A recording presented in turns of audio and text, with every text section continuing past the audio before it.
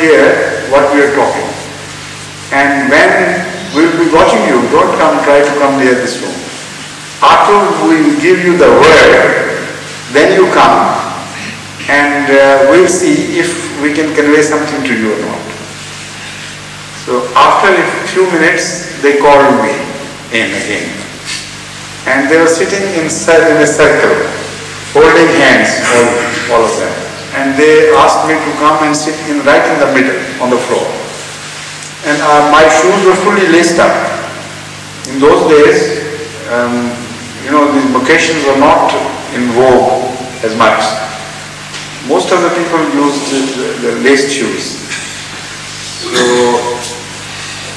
I sat in the middle, and they didn't speak a single word to me. And I also kept silent.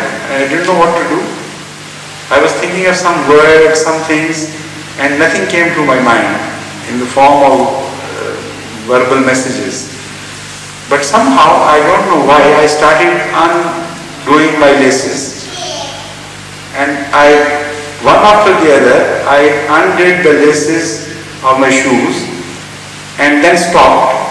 So one of the girls who was also present in the company, she shouted, "Do the rest." I said, "What do you mean?" And the whole thing was broken. And then they started blaming her. "Why did you shoot?" Because the message was that I should put off my shoes. And I reached so close to it, that I started undoing the laces. This is my personal experience. And many a time I have also experienced that some thoughts of other people are sometimes conveyed to me without any media. And I know what he's thinking at that time. That branch is called clairvoyance.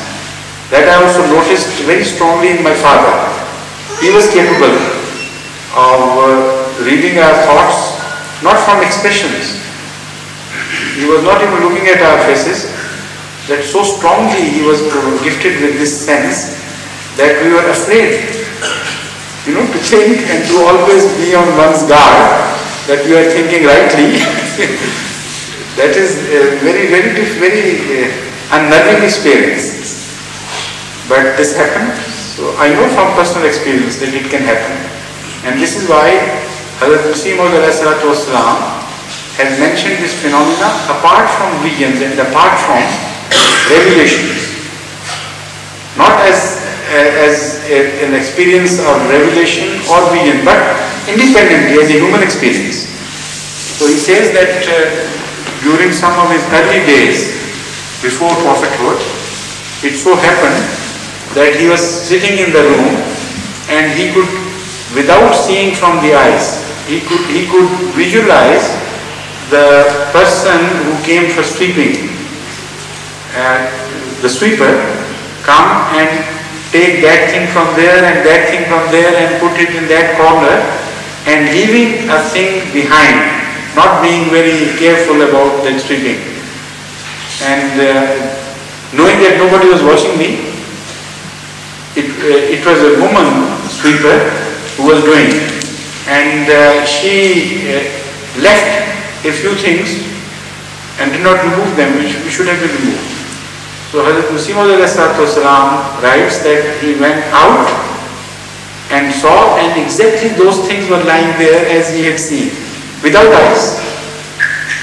So that was not an experience which he quotes as a vision. It was not a vision from God in religious terminology, not a message sent by Allah. But it was the same phenomena of nur being ready to light up. That was the state of his mind when he started receiving revelations and seeing visions from Allah. Then also there was someone on the other end.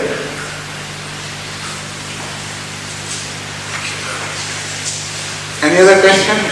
Time for one question now. Bashir Yatra?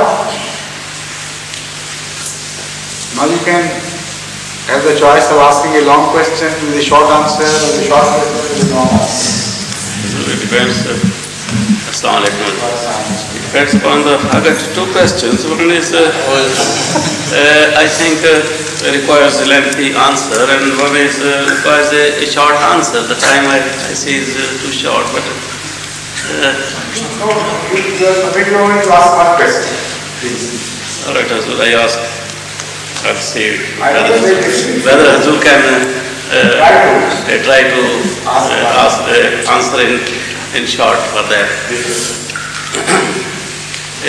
We believe that our beloved religion Islam solves all the world problems. May I request Hazur to kindly elaborate Islamic teachings for solving the food problem being faced by almost all countries of the world. That problem is already solved by Islam.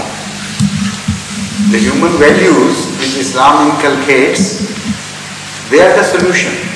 Unless people behave in Islamic values, the problem cannot be solved.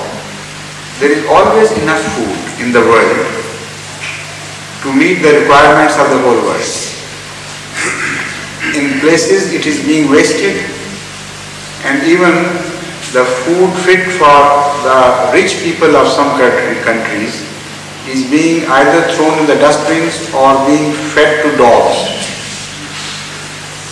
You know, the daily waste in America amounts to such huge quantities that that waste could reasonably and respectably feed many poor countries.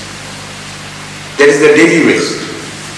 And that waste also takes the form of another waste which is not apparently discernible. They eat too much. So much so that they are dying of heart failures and these troubles, and they are growing fat and fat and fat, and they don't bother. Overeating is the disease of Americans. Yet the waste which is left over is enough to feed the world, many countries of the world. And yet all the resources of America have not been exploited.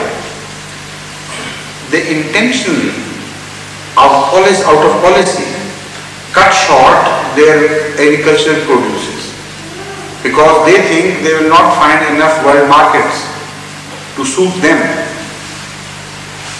and the prices of food would fall down. Similarly, with the modern technology, even Britain is capable of producing much more food than it is doing at the time. There are restrictive laws to stop producing poultry, for instance. While it could be exported to Ghana, many people would be saved from dying of hunger. So the human values are not there. It is only in the name of human values that they are sending aids to poor countries. They are always politically motivated and have attached strings. So Islam speaks of human values.